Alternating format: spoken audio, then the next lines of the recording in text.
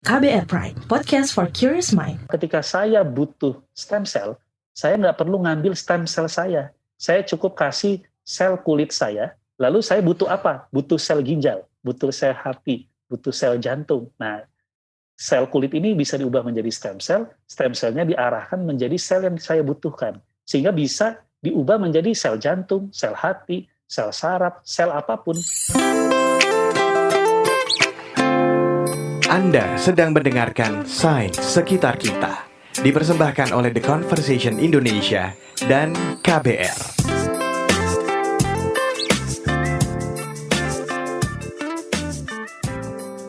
Halo, ketemu lagi di Sains Sekitar Kita. Ini adalah season kedua.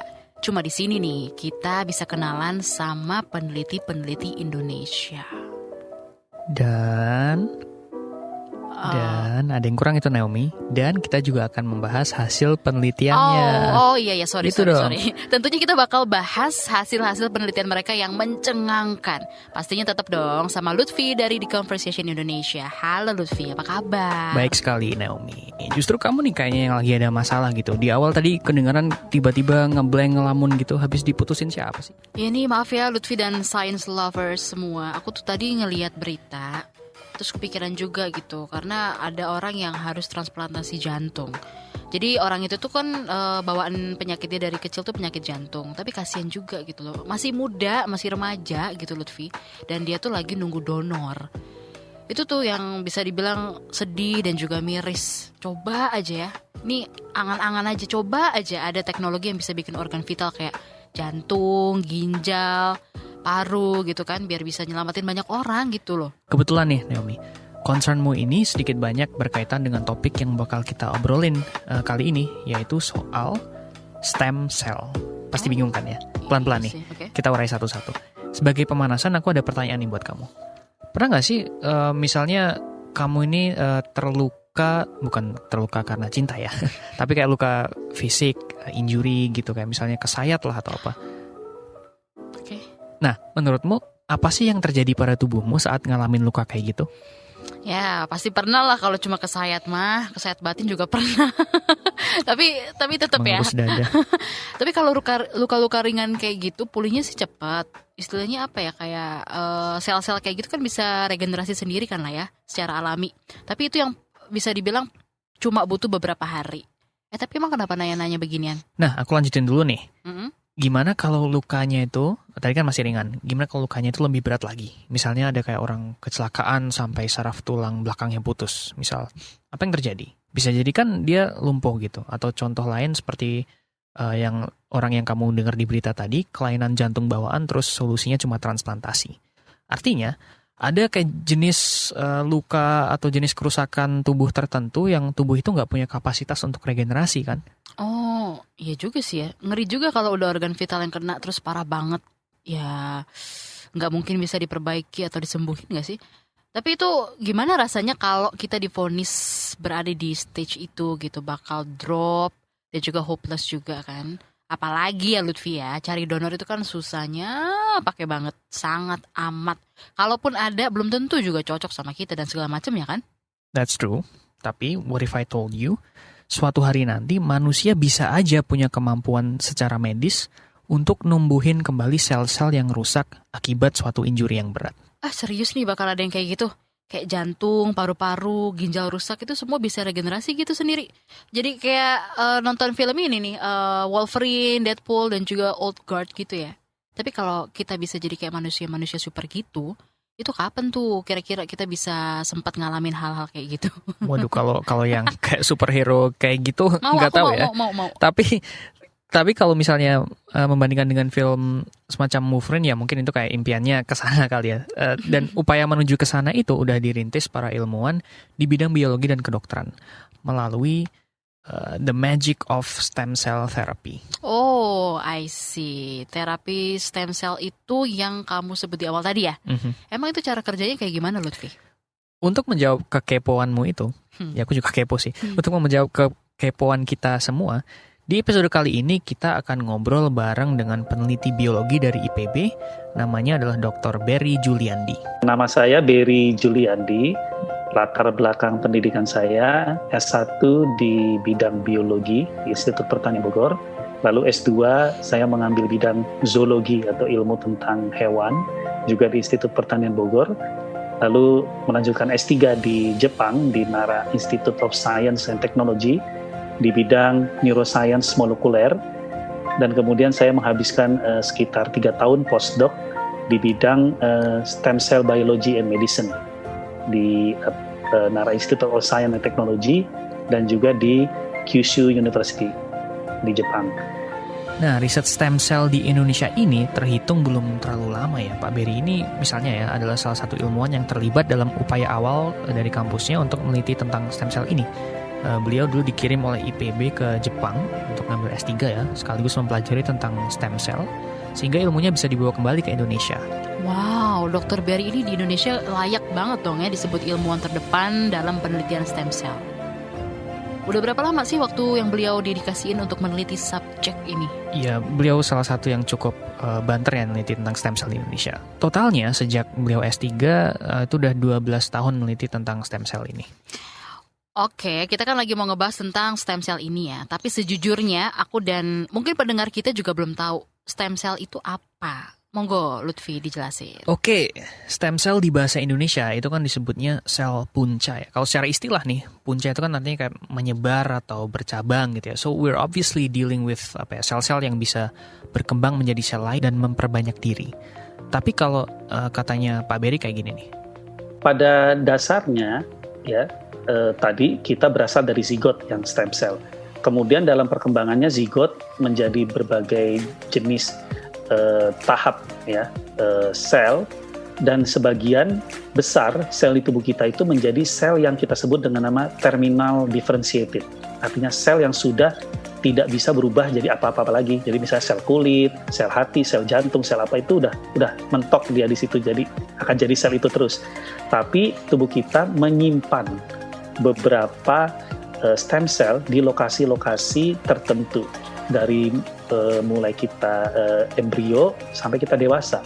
Jadi sebagai cadangan kalau kita memerlukan sel pengganti, sehingga stem cell inilah yang akan menjadi calon atau bahan untuk sel pengganti tersebut. Tapi tidak banyak jumlahnya dan hanya di tempat-tempat tertentu. Oke, sederhananya tubuh kita ini kan tersusun dari 2 jenis sel kan ya. Sel yang sifatnya tetap, terus juga ada sel yang fleksibel. Nah, yang fleksibel ini yang disebut sel punca gitu ya, atau stem cell gitu nggak sih? Atau gimana ceritanya sel-sel punca itu dijadiin terapi atau kayak semacam pengobatan? Aku kemarin tanya ke beliau, problem apa sih dalam kedokteran yang coba di-solve dengan adanya stem cell ini? Ya, ternyata nih, pemanfaatan stem cell itu awalnya karena manusia dan di hewan juga itu mengalami degenerasi beberapa fungsi tubuh karena ada sel yang rusak atau sel yang hilang kayak yang tadi kita ceritakan itu ya. Nah ini tuh harusnya diganti oleh mekanisme tubuh kita sendiri. Misalnya kalau kulit lepas nih, di bawahnya itu kan ada sel yang udah siap untuk membuat kulit baru gitu kan. Nah tapi kayak tadi itu, pada kasus atau kerusakan tertentu, proses penyembuhan ini nggak sempurna. Karena sel yang rusak dan hilang itu nggak bisa digantikan oleh mekanisme yang natural atau alami. Nah, this is where stem cells come in. Jadi sebagai contoh, mungkin yang paling gampang, misalnya ada orang lumpuh. Orang lumpuh itu karena otak tidak bisa menyampaikan pesan ke kaki. Karena apa? Karena sel saraf yang menghubungkan otak dengan kaki itu terputus ketika tulang patah, tulang belakang patah. Nah, tidak ada mekanisme internal yang bisa menyembuhkan itu. Paling mekanisme internalnya menutup luka dan memperbaiki supaya tidak ada peradangan dan lain-lain. Nah, di sini peran stem cell. Peneliti bisa memasukkan stem cell ke dalam tulang belakang, lalu stem cell yang dimasukkan ini diarahkan menjadi sel saraf yang bisa merelay atau membawa pesan dari otak ke kaki yang tadinya memakai sel saraf alami, tapi sekarang memakai sel saraf yang kita tanam di tulang belakang. Amazing ya, jadi terapi stem cell ini bisa untuk mengobati semua kerusakan di organ manusia. Tapi gimana cara kerjanya? Tadi Pak Berry kan udah menjelaskan ya bahwa mengambil stem cell itu tempatnya terbatas hanya di bagian-bagian tubuh tertentu. So, untuk menjawab cara kerja stem cell, kita pertama harus pahami dulu, stem cell itu ngambilnya dari mana aja sih? ketika kita memerlukan sumber stem cell, kita bisa memilih ingin mengambil dari yang mana. Nah, ketika kita ingin mengambil dari yang mana, kita memikirkan resiko. Mengambilnya ini membahayakan nggak? Nah, kalau kita ngambil dari sumsum tulang, berarti kan kita harus ngebor, tulangnya diambil. Ngambil dari otak, berarti kita harus bongkar otaknya. Nah, itu makanya jarang orang mengambil stem cell dari situ. Yang biasanya orang lakukan adalah mengambil misalnya dari darah, dari lemak, atau mengambil dari embryonic stem cell yang lebih awal lagi. Nah, kemudian opsi yang lain yang sekarang dilakukan di Indonesia adalah mengambil dari plasenta. Kenapa? Karena plasenta itu ketika lahir, biasanya plasentanya dibuang.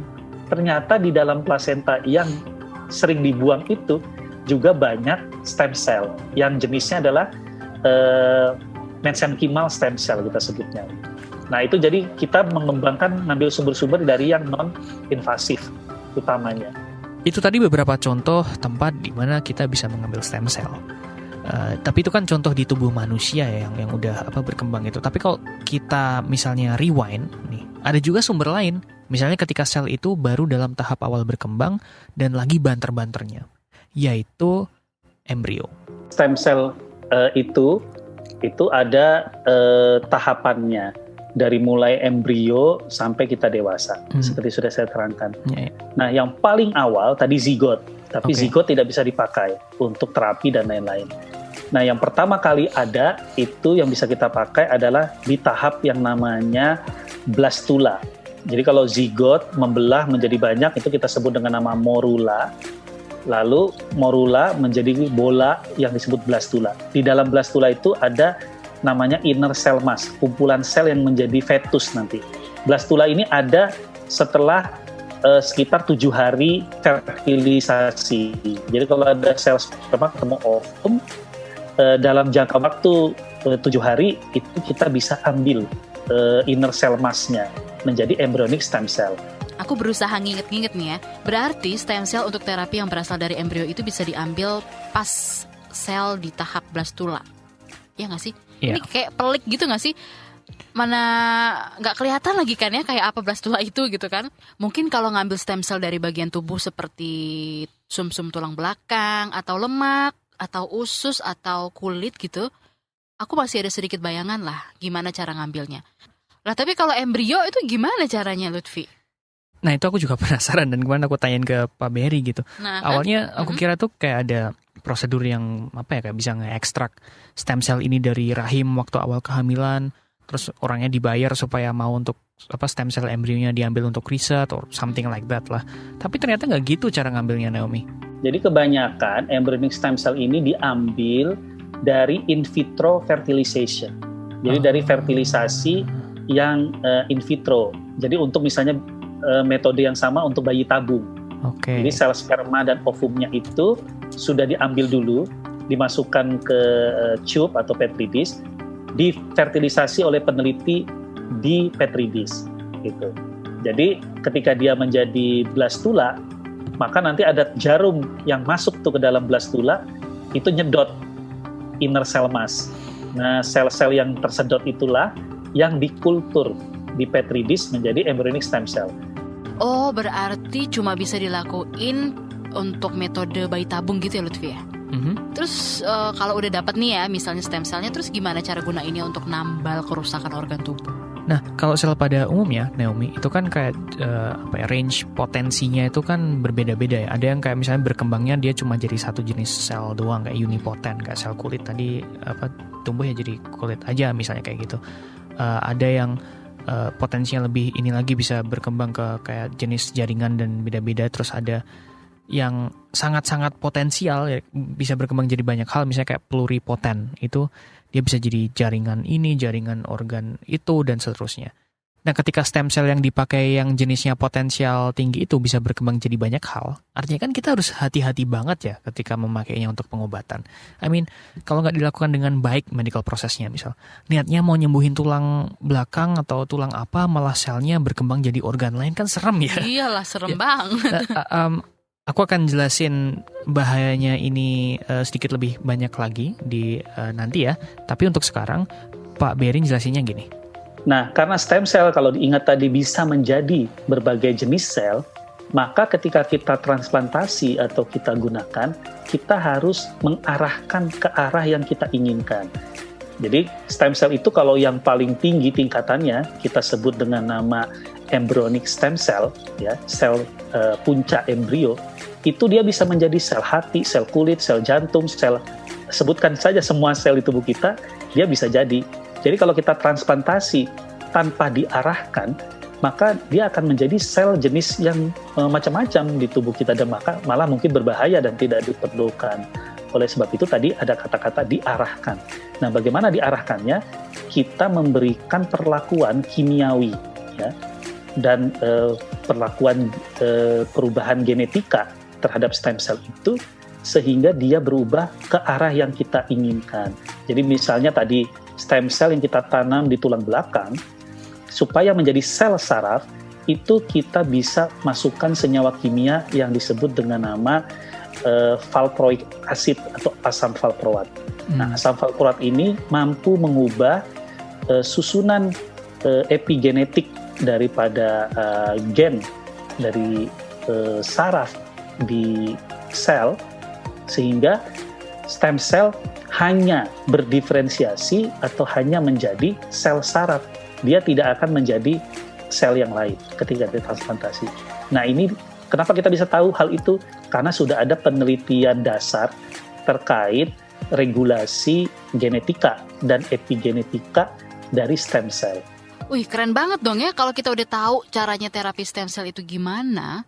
Let's explore aja deh beberapa aplikasi atau penerapan dari stem cell yang selama ini udah dilakuin. Dan tebakan aku sih ya, pasti deh banyak kontroversinya. Terus gimana kira-kira masa depan dari terapi stem cell ini? Penisirin kan kalian semua. Tapi tahan dulu ya. Bentar, sabar. Kita break dulu.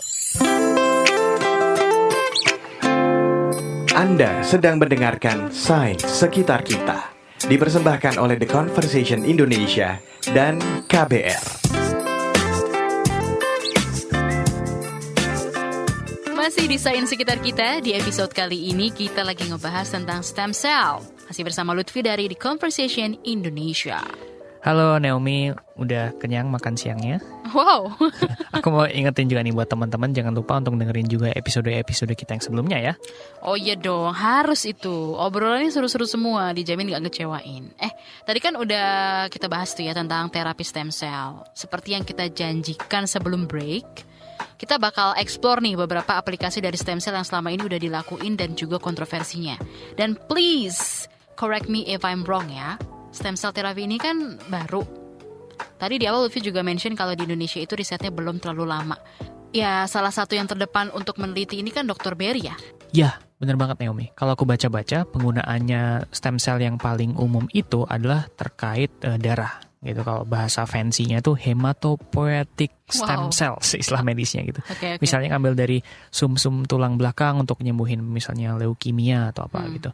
Nah, Dr. Berry misalnya juga cerita kalau di Indonesia secara medis yang paling umum itu penggunaan stem cell untuk nyembuhin tulang misalnya. Begini kira-kira gambaran aplikasi stem cell di bidang medis sejauh ini dan juga beberapa penerapan lain yang sedang dikembangkan. Kalau sekarang banyak peneliti berkonsentrasi ya untuk penyakit-penyakit yang memang jumlahnya ya, atau frekuensi terjadinya itu dominan di negaranya masing-masing ya. Jadi misalkan kalau kita lihat di negara-negara yang maju ya, itu penyakit neurodegeneratif seperti demensia, Alzheimer ya. Nah, lalu penyakit seperti heart disease ya, diabetes, itu semua sedang mereka cari untuk penyembuhan menggunakan stem cell.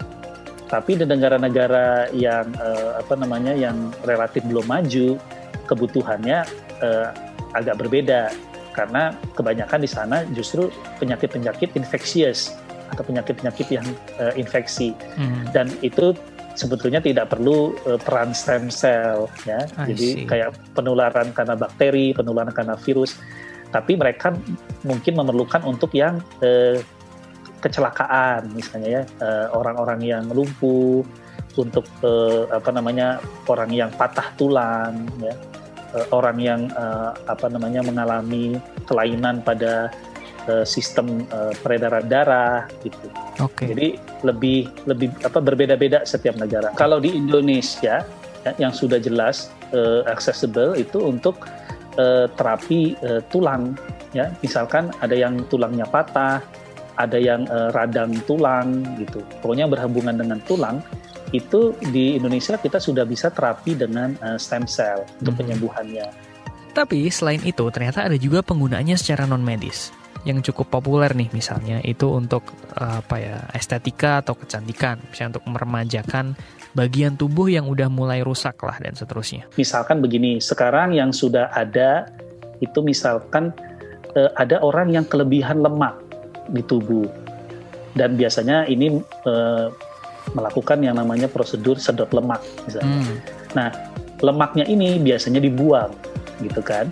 Karena kan nggak dipakai lagi, tidak ada injeksi lemak ke orang lain supaya jadi gemuk gitu, nggak ada. Jadi lemaknya dibuang.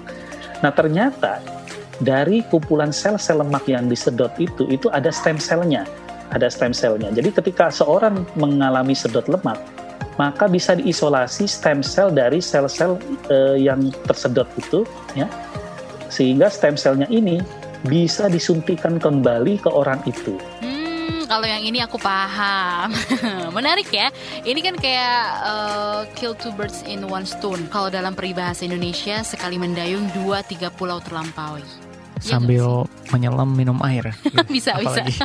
Jadi di satu sisi bisa ngurangi lemak, tapi habis itu juga bisa digunain lagi untuk lebih muda gitu kan. Ternyata memang ada banyak cara untuk bisa awet muda ya. Nah ini nih, sejauh ini bahasan kita tentang stem cell ini cukup wow sih ya. Kayaknya stem cell ini punya potensi bisa nyembuhin segala penyakit manusia. Tunggu dulu. Kenapa? Meskipun kelihatan menjanjikan ya, tapi pemanfaatannya itu masih terbatas pada pengobatan tertentu nih Naomi.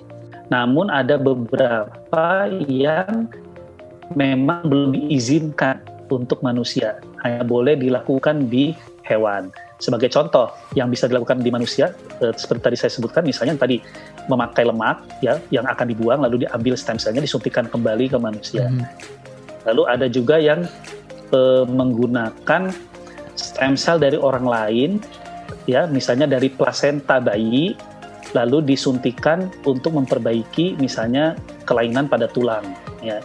Itu kita udah bisa melakukan di manusia, dan itu bukan futuristik lagi, sudah terjadi dan dilakukan.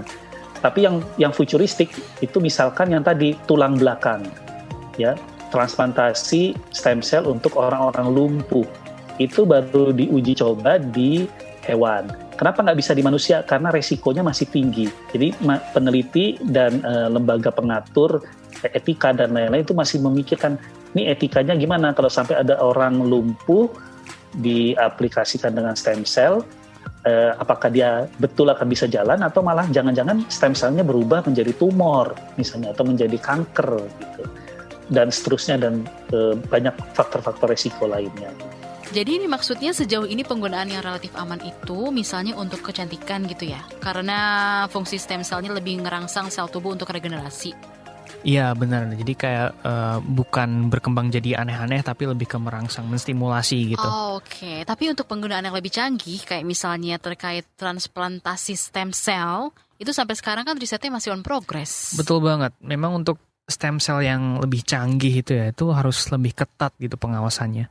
Harus ada riset-riset pendukung untuk misalnya nyari senyawa kimia yang pas untuk mengarahkan, kalau tadi istilahnya Pak Berry, mengarahkan stem cell-nya jadi jaringan atau organ yang diinginkan, atau misalnya secara medis harus ada uji praklinis dan klinis berbagai tahap pada hewan lalu manusia. Contohnya vaksin COVID aja deh, kalau yang untuk penyembuhan virus aja butuh uji klinis yang ketat, apalagi untuk metode medis yang punya potensi bisa menyebabkan tumor gitu. Harus super ketat kan? Wow, ngomongin tentang hal ini, aku juga pernah baca tuh ya, stem cell ini katanya juga ada yang menentang di beberapa negara karena dianggap kontroversial. Ini utamanya untuk stem cell yang bersumber dari embrio tadi, benar nggak sih? Iya benar, jadi gini, terutama di Amerika sih ini, kalau yang ku baca-baca ya, kelompok agama dan kubu konservatif kan cenderung menentang stem cell dari embrio ya, karena dianggap dalam tanda kutip mengutak-utik nyawa dari bayi gitu kan. Banyak di Amerika kan terbagi pro life gitu kan. Nah, di zamannya Presiden Bush itu dulu sempat dilarang sebelum sebagian diperbolehkan kembali di eranya Obama. Berarti perdebatannya adalah apakah stem cell ini diambil dari zat yang hidup atau enggak? Iya. Ya, untuk yang embryonic stem cell itu ya. Nah, dan karena aku tertarik juga ya sama konflik ini, kemarin aku juga tanyain ini ke Pak Berry. Beliau mengatakan ini sebenarnya hanya miskonsepsi dan misinformasi aja gitu. Kalau tadi banyak kelompok penentangnya itu menentang atas dasar agama, karena beliau beragama Islam ya, beliau juga memberikan counter argumen perspektif dari agama Islam tentang stem cell ini seperti apa misalnya. Nah, yang menjadi masalah adalah istilah dari embryonic stem cell. Orang menyangka bahwa embryonic stem cell itu adalah dari embrio, dari bayi gitu kan. Tadi kan kayaknya dari bayi yang udah hidup gitu. Padahal itu bukan. Itu tadi dari blastula. Nah, menurut para ahli agama Islam, sebetulnya yang bisa dikatakan makhluk hidup atau sudah menjadi manusia itu ketika roh ditiupkan. Dan menurut kajian yang dikutip dari kajian ini yang bisa dikutip adalah itu adalah ketika umur 3 bulan atau 4 bulan kandungan gitu. Padahal kalau tadi ingat embryonic stem cell ini dari blastula yang umurnya 7 hari dan saat itu roh belum ditiupkan menurut para ulama. Artinya embryonic stem cell itu bukan dari makhluk hidup. Jadi sebetulnya kekhawatiran itu bisa dibilang tidak beralasan. Nah, itu mungkin kalau secara agama ya, tapi secara medis pun ini juga nggak masalah gitu, karena stem cell yang dipakai dari in vitro fertilization-nya ini yang dari bayi tabung itu adalah yang nggak berhasil untuk dijadikan bayi tabung gitu. Jadi kalau misalnya orang mau bikin bayi tabung, misalkan ada pasangan nih ya, mereka kan nyumbangin sel telur dan sel sperma ya. Tapi itu nanti ada yang berhasil, ya kan, dipilih menjadi bayi tabung, dimasukin ke rahim ibunya. Tapi kan ada juga yang nggak berhasil kan.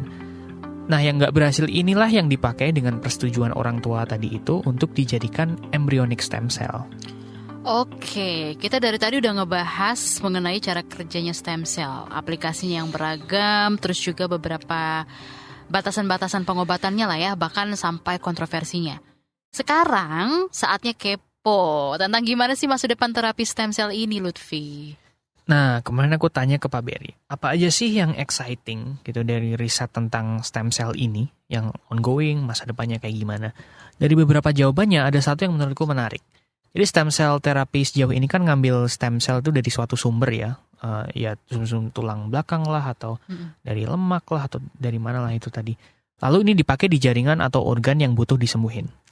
Tapi gimana jadinya, andaikan nih, kita tuh nggak perlu ngambil stem cell itu, what if we just, nunjuk aja ke bagian mana yang rusak, terus kita butuh itu sembuh, dan sel tersebut atau sel di sekitarnya itu akan secara magically menjadi stem cells dan nyembuhin daerah itu gitu.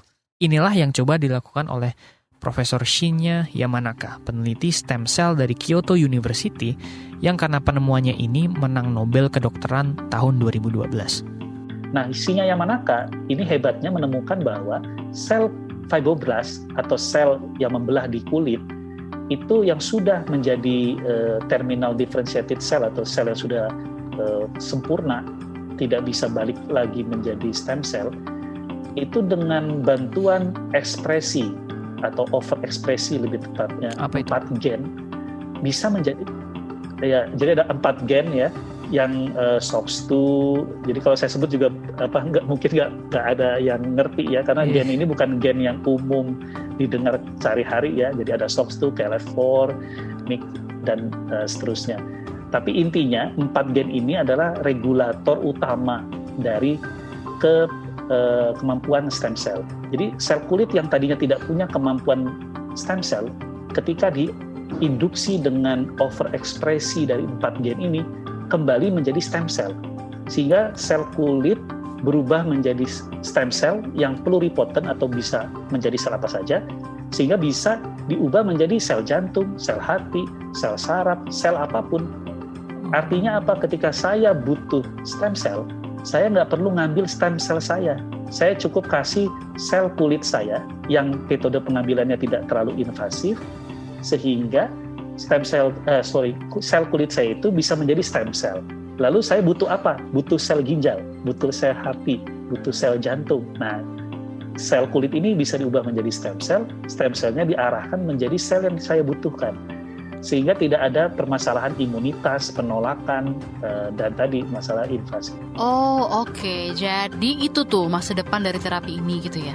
Suatu saat nanti mungkin manusia bakal punya kemampuan untuk mengubah sel apapun jadi stem cell. Betul, dan the consequences of this are enormous gitu, Naomi. Bayangin nih, ketika orang butuh jantung, butuh ginjal, itu nggak perlu nunggu donor, karena dia bisa ambil aja dari sel yang diinduksi tadi, misalnya dari kulit lah, dari darah, dari sel epitel misalnya. Lalu itu dikulturkan di lab jadi jantung atau jadi ginjal. Ini potensi yang sedang dieksplorasi oleh peneliti di luar negeri. Itu mimpinya ya, futuristiknya. Bisa bikin jantung, ginjal, dan lain-lain misalnya hanya dari sel kulit kita.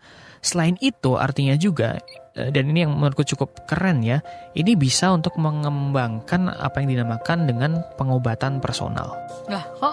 Iya, gini nih ceritanya. Jadi seperti saya gitu ya, walaupun tidak ada kecelakaan, tidak ada kejadian, sejak dari mulai hidup saya ada gitu, saya bisa menyumbangkan sel kulit saya misalnya, atau sel darah saya, atau sel tadi epitel misalnya dari urin, itu saya masukkan ke suatu lembaga penelitian atau lembaga yang bergerak di bidang kesehatan. Coba dibuat indus pluripotent dari sel saya ini, lalu silakan diteliti dengan obat-obatan yang sudah ada sekarang.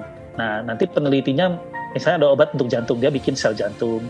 Kalau obat untuk hati, dia bikin dari sel saya itu. Jadi ada berbagai macam sel, dicoba semua obatnya, sehingga mereka punya database bahwa Pak Berry itu dengan obat-obatan ini itu tuh kayak gini dosisnya atau responnya atau apanya. Jadi ketika nanti kita perlu di rumah sakit, modelnya udah ada database.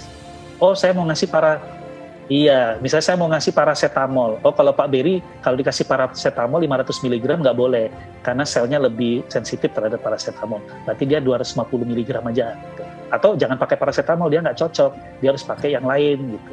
Nah, itu data itu sudah ada sebelum kejadian gitu. Nah, itu yang lebih gila lagi. Jadi setiap orang ketika masuk rumah sakit, medisinnya udah personal per orang itu karena sudah dites memakai stem cell-nya. Wah, keren deh stem cell ini ya. Dan tentu aja Dr. Berry yang sangat berdedikasi untuk meneliti dan mengembangkannya juga luar biasa. Keren banget. Banyak banget ya pengetahuan yang didapat dari Sains Sekitar Kita episode kali ini. Dan sebelum-sebelumnya juga dong. Makin kesini, makin yakin aku. Sebenarnya Indonesia itu punya banyak talenta yang membanggakan. Nah, episode mendatang peneliti mana nih yang bakal bikin kita tercengang lagi sama karyanya? Bocoran dikit dong, Lutfi. Kepo aja apa kepo banget? Kepo banget deh. Kita ini udah mulai ke penghujung season 2 ya, tapi tenang aja, kita masih ada beberapa peneliti dan hasil penelitian mereka yang keren-keren banget yang akan kita bahas di beberapa episode ke depan. So stay tuned. Pasti penasaran kan guys? Makanya pantengin terus dong Sains Sekitar Kita, jangan sampai kelewat ya. Nah, bagi kalian yang pingin banget kasih masukan dan saran, bisa kirim email ke podcast@kbrprime.id. Saya Naomi. Dan saya Lutfi. Undur diri. Bye-bye.